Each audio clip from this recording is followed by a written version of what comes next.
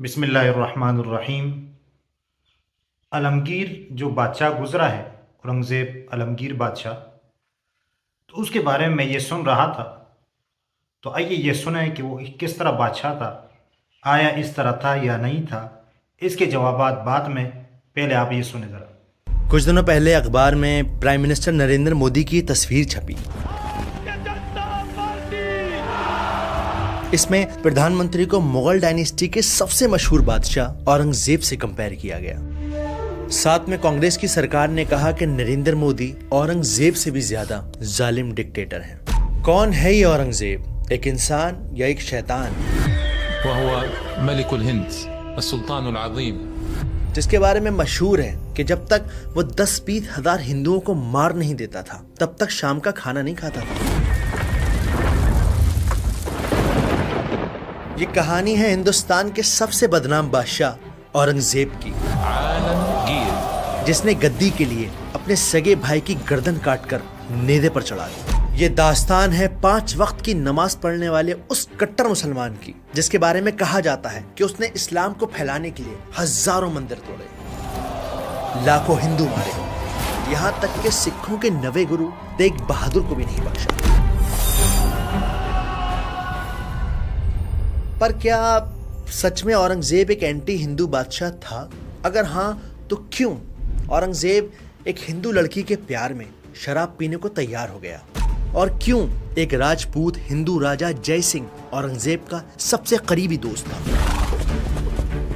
ये सब ऐसे सवाल हैं जो औरंगजेब की एक कट्टर हिंदू विरोधी बादशाह होने की आर्ग्यूमेंट्स को चैलेंज करते हैं। इस वीडियो में हम 3 सवालों का जवाब जानेंगे। पहला, क्या सच में औरंगजेब एक हिंदू विरोधी बादशाह था, या ये अंग्रेजों के जरिए औरंगजेब की बनाई गई एक इमेज है जिसका इस्तेमाल उन्होंने हिंदू और मुसलमानों को बांटने के लिए किया, क्योंकि उनका तरीका ही यही था, फूट डालो राज करो। दूसरा, क्या है औरंगजेब की जिंदगी? क्यों गद्दी की खातिर उसने बाप भाई किसी को नहीं बख्शा?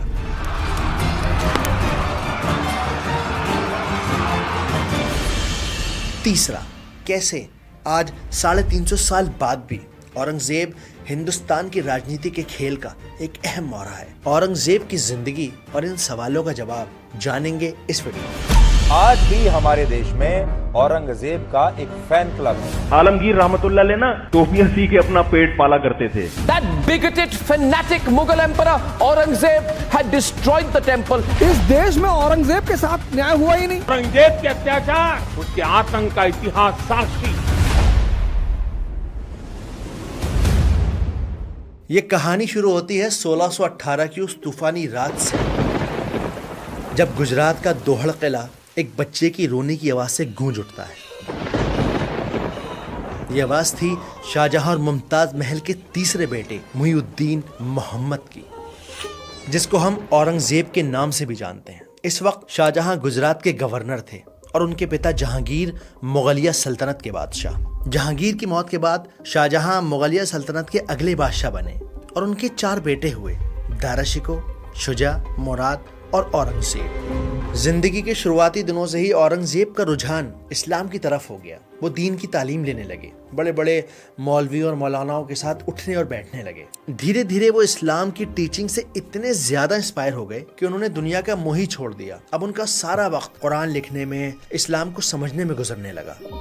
वहीं उनके बड़े भाई दारा शिकोह काफी सेक्युलर थे। उन्होंने इस्लाम को पढ़ने के साथ साथ हिंदू धर्म को भी जाना और मौलवी मौलानाओं के साथ साथ पंडितों से भी ज्ञान लेने लगे।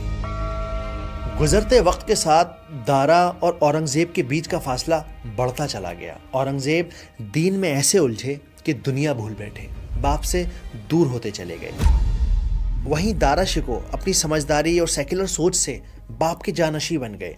माँ मुमताज महल के फेवरेट तो वो पहले से थे ही, इतने फेवरेट, इतने चहीते कि जब रियासतों का बंटवारा हुआ तो शाहजहां ने शुजा को बंगाल, मुराद को गुजरात और औरंगजेब को दक्कन भेज दिया मुगल एम्पायर को फैलाने के लिए, लेकिन दारा को अपने पास आगरा में रखा।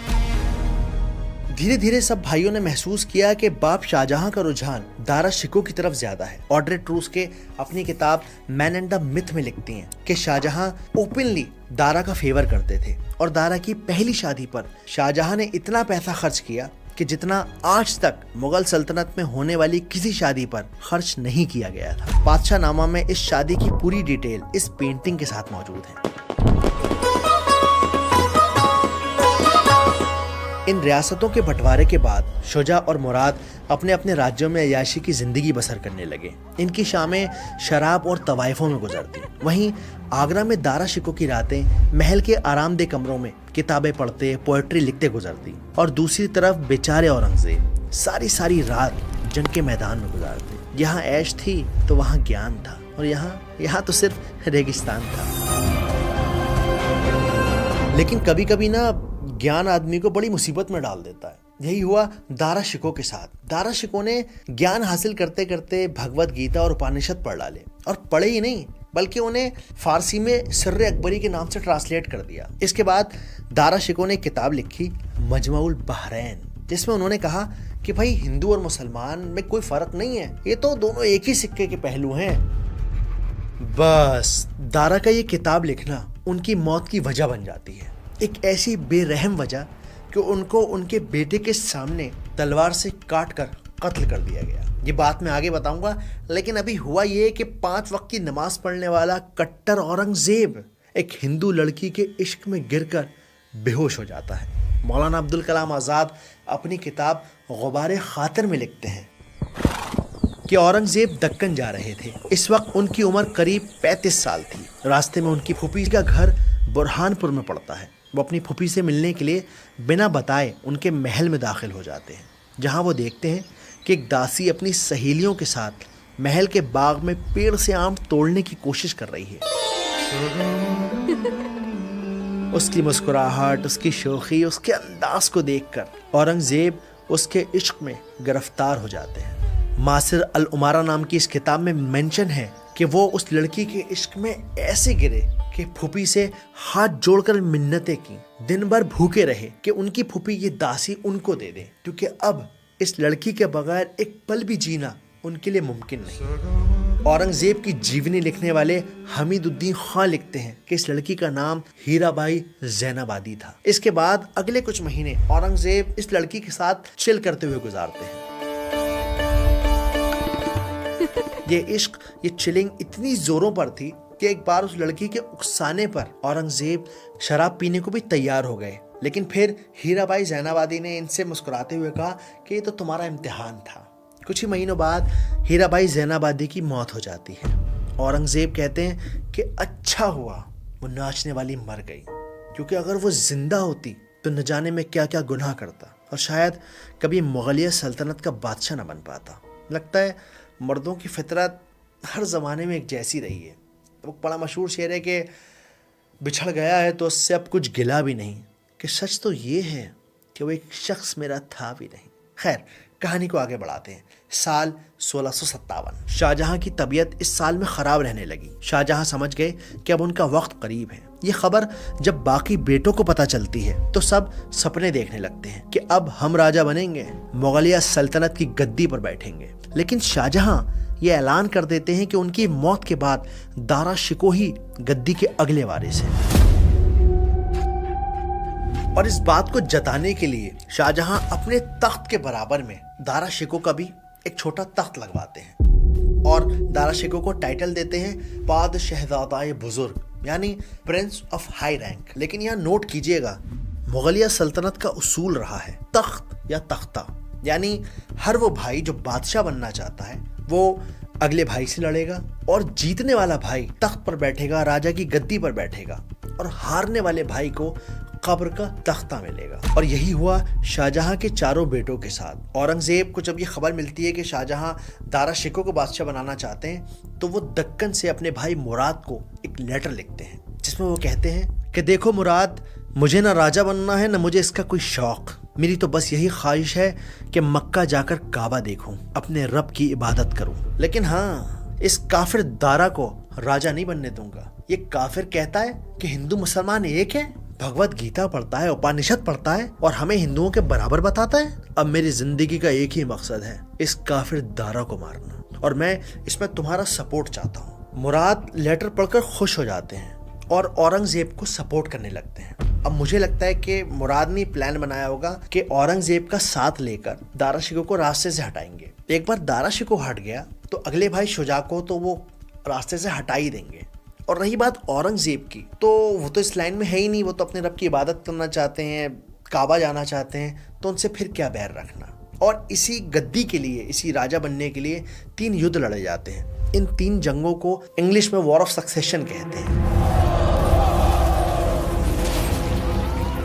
1658 से 1659 के बीच इन तीनों जंगों में दारा शिकोह की हार हो जाती है। औरंगजेब दारा शिकोह को दिल्ली लाते हैं और दिल्ली की चिलचिलाती धूप में एक छोटा भाई अपने बड़े भाई को जलील करता है।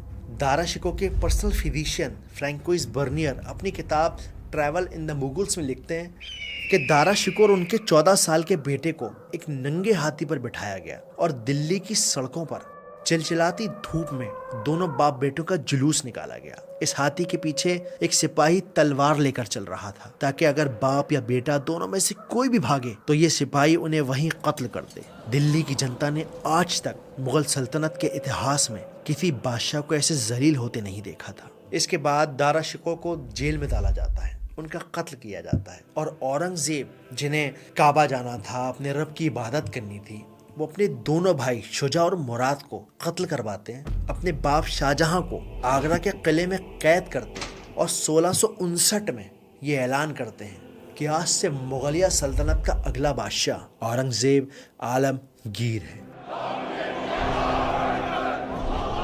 आलमगीर यानी कॉन्करर ऑफ द वर्ल्ड। आज 2024 में अगर इस पूरी सिचुएशन को देखा जाए तो लोग कहेंगे कि अबे यार, औरंगजेब बड़ा बदतमीज बादशाह था। देखो, भाइयों को कत्ल करवा दिया, मर्डर करवा दिया उनका, बाप को जो है सारी पॉलिटिकल पावर लेके आगरा के किले में कैद कर दिया।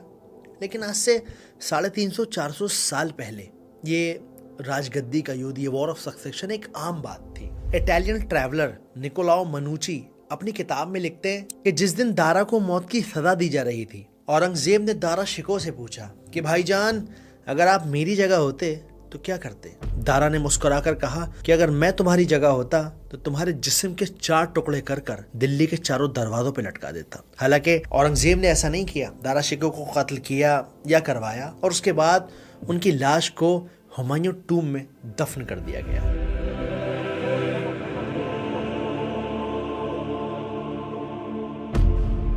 जितना भी मैंने औरंगजेब को समझा है उसके हिसाब से औरंगजेब इस्लाम के काफी करीब थे। वो एक कट्टर मुसलमान कौमा बादशाह थे। अगर आप पीछे मुड़कर देखें तो औरंगजेब का कोई भी फैसला ऐसा नहीं है जो दीन की वजह से लिया गया हो। ना ही बाप को कैद करने वाला फैसला, ना ही भाइयों को मारने वाला फैसला। ये सारे के सारे फैसले पॉलिटिकल पावर को हथियाने के लिए किए गए। लेकिन मैं कुछ भी कहूँ आप नहीं मानेंगे। एक बड़े मशहूर इतिहासकार हैं E.H. कार, वो लिखते हैं अपनी किताब व्हाट इज हिस्ट्री में कि आप कितने भी सबूत ले आइए, आप कितनी भी दलीलें दे दीजिए, आप कितनी भी फैक्ट प्रेजेंट कर दीजिए, लेकिन हिस्टोरियन वही साबित करेगा जो उसे साबित करना है। शायद इसी वजह से जादूनाथ सरकार औरंगजेब को एक हिंदू विरोधी बादशाह मानते हैं। वहीं सतीश चंद्रा की राय में वो एक फूहड़ बादशाह है। ऑड्रे ट्रूस की राय में वो एक हारा हुआ बादशाह है जिसे अपने वक्त की समझ नहीं थी। आज बहुत सारे हिंदू सोचते हैं कि अरे यार, औरंगजेब जो है ना बहुत बड़ा जालिम बादशाह था। वहीं बहुत सारे मुसलमानों की राय में औरंगजेब एक वलीउल्लाह थे, रहमतुल्लाह अलैह थे। पर कमाल की और गौर देने की या दिमाग पे जोर डालने की बात यह है कि ऐसा क्यों है कि चाहे राजनीति हो, चाहे हिस्ट्री हो, या चाहे कोई भी मुद्दा हो, हम उसे धर्म का चश्मा लगा कर देखें। कम्युनलाइजेशन ऑफ हिस्ट्री के अंदर ये किस तरह से धर्मों को घुसाया गया, किस तरह से बताया गया लोगों को कि छत्रपति शिवाजी हिंदुओं के सेवियर थे। किसने बताया कि औरंगजेब एक जालिम बादशाह था? ये सारी बातें हम जानेंगे इस वीडियो के अगले पार्ट में। तो आपने इनकी बात सुनी। मुख्तसर मैं आपको बताता हूं कि ये किस तरह बादशाह था। दारूल देवबंद का मकाला है, गूगल पर आप सर्च करें मिल जाएगा, वो पढ़े कि ये किस तरह बादशाह था, उसके बारे में आपको मालूम हो जाएगा। ये नेक सालेह और हुक्मरान था और हम तो इसको नेक समझते हैं, लेकिन तारीख़ ने इसके साथ बहुत जुल्म किया है और इसके बारे में ऐसी बातें लिखी है जो इस तरह के एक आदिल हुक्मरान से बहुत बाईद है। तो ये तारीख़ ने इनके साथ जुल्म किया है।